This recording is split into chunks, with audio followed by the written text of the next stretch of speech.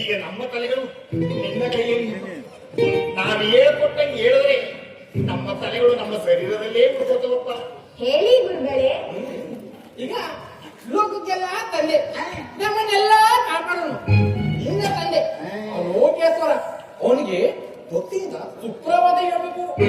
ಹೇಳ್ತಾನೆ ಹೇಳ್ಕೊಡ್ತೀನಿ ಹೇಳ್ತೀಯಮ್ಮ. ಹೇಳಿ ಗುರುಗಳೇ.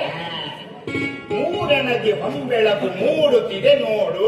ಮೂಡನದಿ ಹೊಂಬೆಳಕು ಮೂಡುತ್ತಿದೆ ನೋಡು. ಎಷ್ಟು ಸುಖವಾಗಿ ಬರ್ತಾ ಇದೆ ನನಗೆ.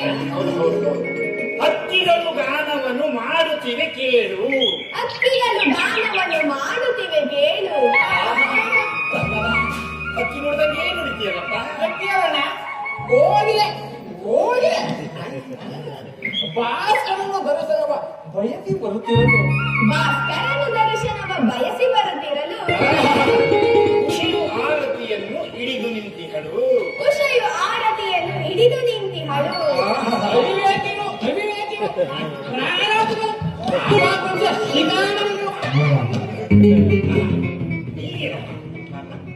ಲೋಕಗಳ ನಡೆಯಿಸುವ ಕೆಂಗಣ್ಣಿನವನೇ, ಲೋಕಗಳ ಪಾಲಿಸುವ ಕರುಣಾಸಾಗರನೇ. ಲೋಕಗಳ ಪಾಲಿಸುವ ಕರುಣಾಸಾಗರ. ನಾನೇನೆ ಏನ್ ಕಲ್ಪನೆಪ್ಪ ನಿಂದು? ನೀನ್ ಇರ್ಬೇಕಾದ ಸ್ಥಳ ಇದಲ್ಲ ಪಾಪ ಪಾಪ. ಬೇಡಿ ಗುರುಗಳೇ, ಅದು ನಿಮ್ಮ ಸ್ಥಳ. ನಾನು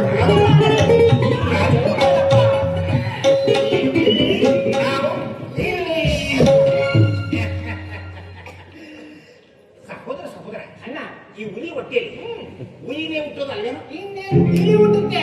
ಸರಿಯಾಗಿ ಸುರರೆಂಬ ಕಾರಣಕ್ಕೆ ಪ್ರಳಯೋಗ್ನಿ ಆದವನೇ. ಸುರನರ ದಾನವರ ಪ್ರೇಮದಿ ಸಲಹುವನೇ.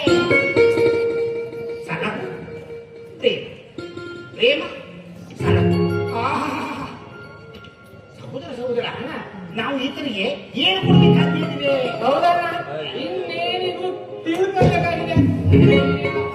ಸುಪ್ರಭಾತವು ನಿನಗೆ ಓ ಹಿರಣ್ಯ. ಸುಪ್ರಭಾತವು ನಿನಗೆ ಓ ನಾರಾಯಣ.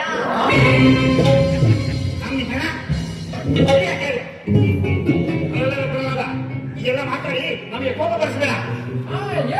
ಮಾತ್ರ ಹೇಳು. ಋಷಿಗಳನ್ನು ನಡುಗಿಸುತ್ತಾ ಭೀತಿ ತಂದವನೇ. ಋಷಿಗಳ ಹೃದಯದಲ್ಲಿ ನಲಿದಾಡುವವನೇ.